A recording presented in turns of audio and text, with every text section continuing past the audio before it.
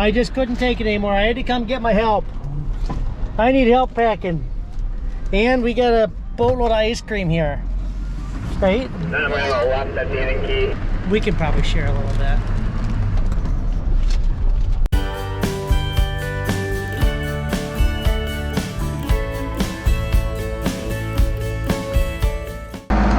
I think we're at Echowood, Holsteins, Neilsville, Wisconsin. We got a tractor operator passenger. Okay. And a boatload of ice cream. Good thing the floor's clean. And good thing it's in packages. Abigail's got parent-teacher conferences today. Well, she's off of school because why, Abigail? Tell me. Teacher parent conferences tomorrow's in service. In service? Yeah, teacher in service. Okay. So here we are back in the bio against the haylage, and it's kind of a tight squeeze down there. Here's Keith coming in. Still about halfway across that bio. Okay, now we're gonna stop right there. Ooh, we ain't gonna move that bio haylage. It looks farther away than the camera, but it does here. We're deeper against it. Yeah. There's Keith dumping the, well, pack it up to dump the corn.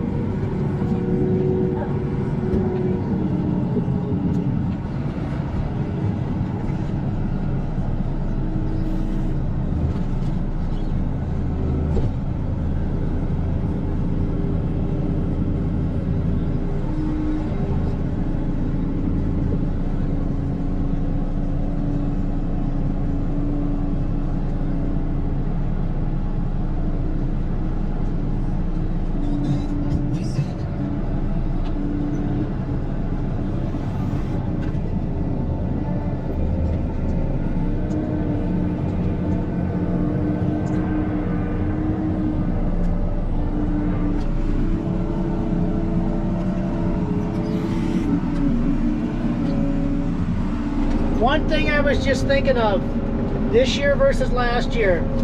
Last year we covered and uncovered this corn silage about 4 or 5 times. I think 5 times. Because it was raining and it was just muddy and rain and wet corn. And this year, we haven't covered it yet and we're almost done. So that's a big stress reliever right there, not having to do that 5 times. It's a lot of work. A lot of unnecessary work, right? Yeah. Well, it's necessary if you have to, but it's nice if you don't. It's our last day corn silage. We got the mini loader up on the top of the pile. We're gonna start putting some covers on this morning. Put a fresh coat on everything last night, and it's ready to put some. Need to get some cover on. It's been exposed long enough. But even though we're putting a fresh coat on here every morning or every day to keep it fresh,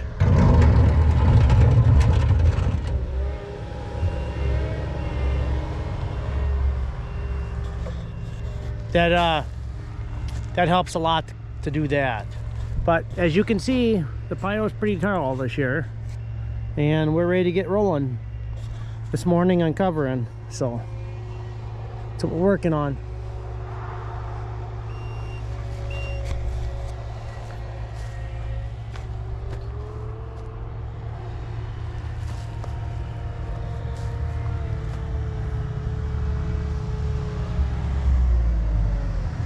That's probably about far enough.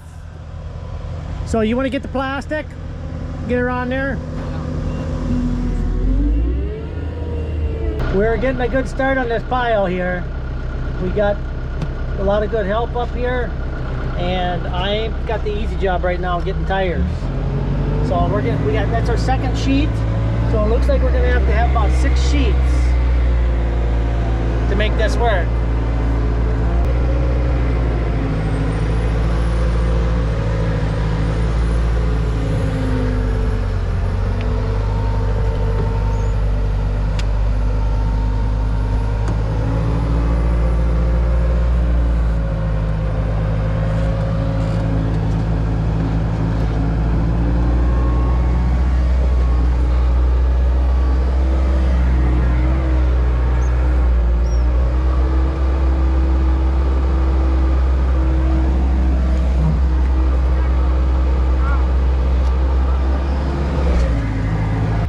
There's a pile of corn silage.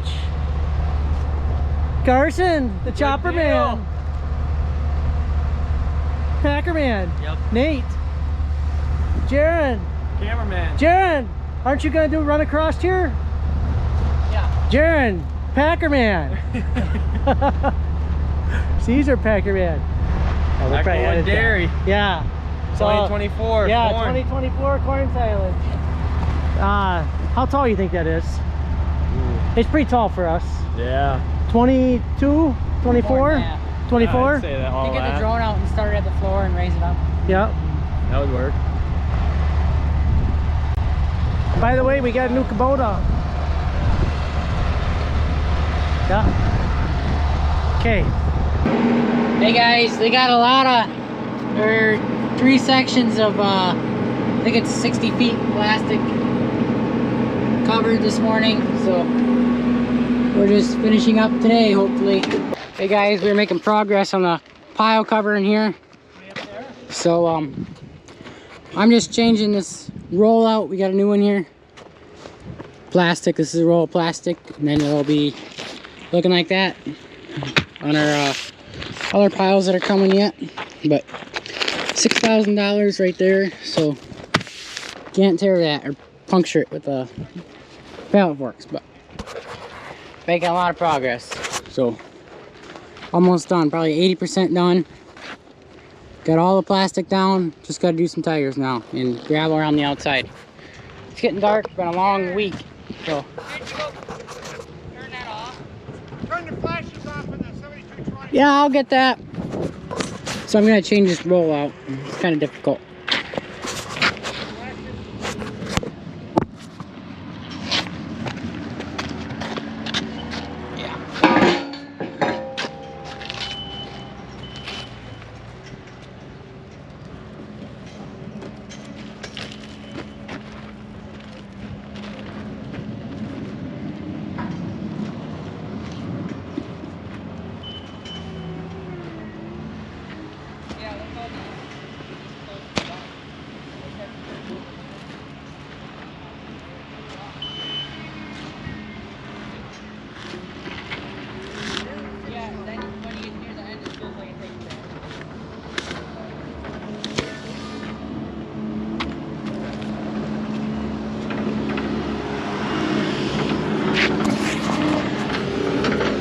So yeah, if you guys see 2 skid steers here, 2 Kubotas, and the video's not already out, I guess you get to see before the video comes out.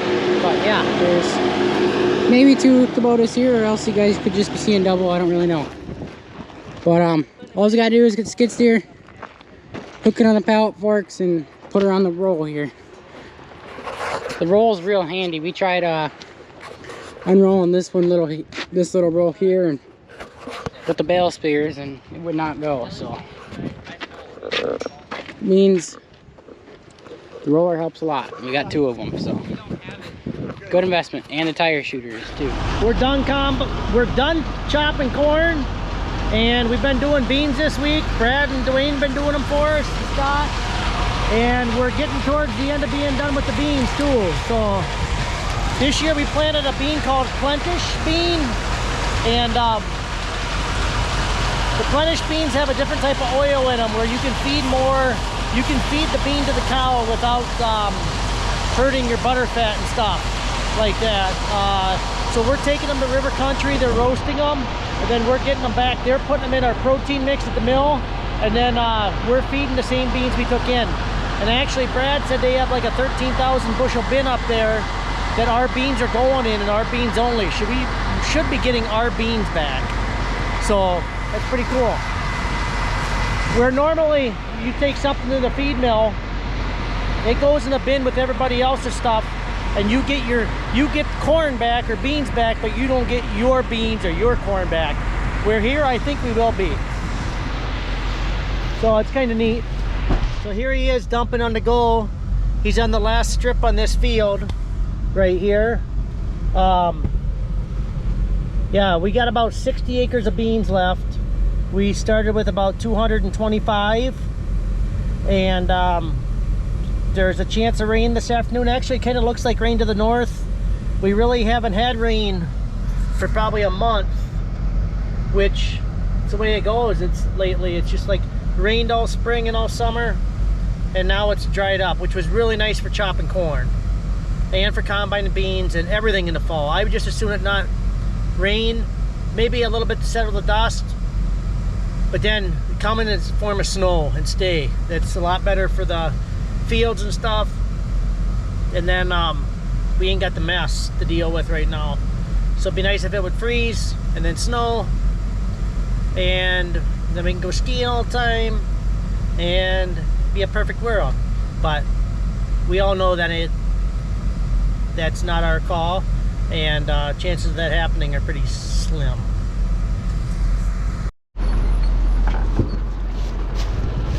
So they're done in this field and just getting ready to go to the next field, but this head is too big to drive down the road like this. So they got to take it off and put it on their header cart, and then just pull it into the next field.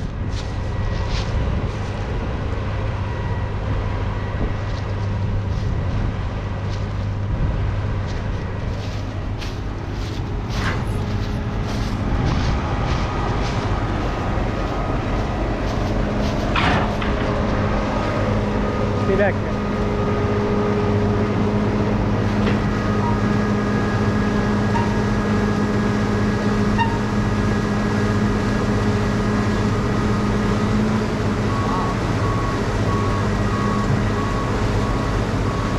Simple as that. And away he goes.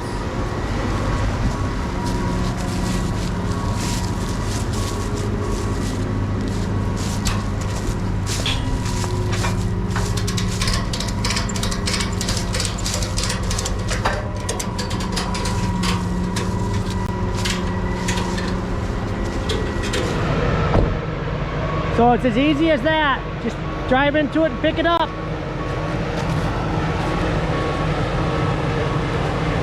Then he's gonna pull out of the way.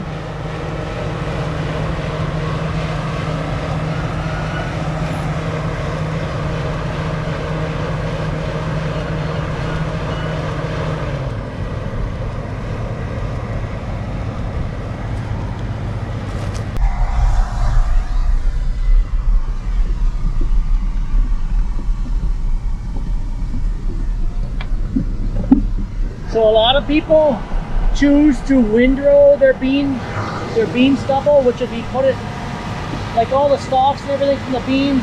You would put them in like a one row, and then you go through a round bale or something for bedding. But we just spread ours back out in the field because we really don't have a use for it. We have plenty of sawdust for the heifers, and we just have no use for it. Just spread it back on the field. It's good organic matter.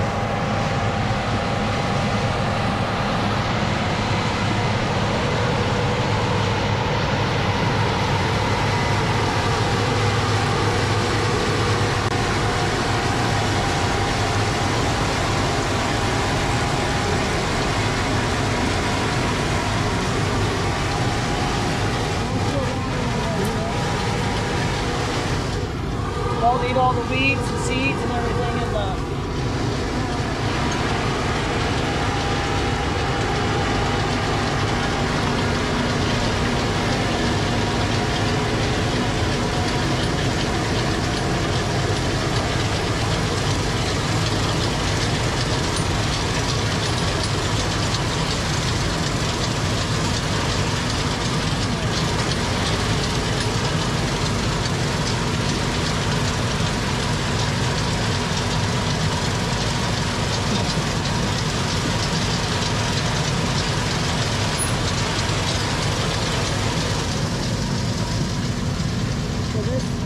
This piece of land here has got 5 different strips in it, and these strips are just to help with erosion, and it helps the ground from eroding away. Like this whole hillside here, it's broken up into these different strips. The idea is that you wouldn't have it all bare at the same time or planted at the same time, where some of the dirt would be firm, and the small, what do you want to call them? from planting, the ridges and stuff wouldn't be going downhill. They're kind of going around the side of the hill so that it doesn't like create a channel like a mini rivers and down the hill and wash all the dirt away. So that's the reason for these contour strips, just for conservation.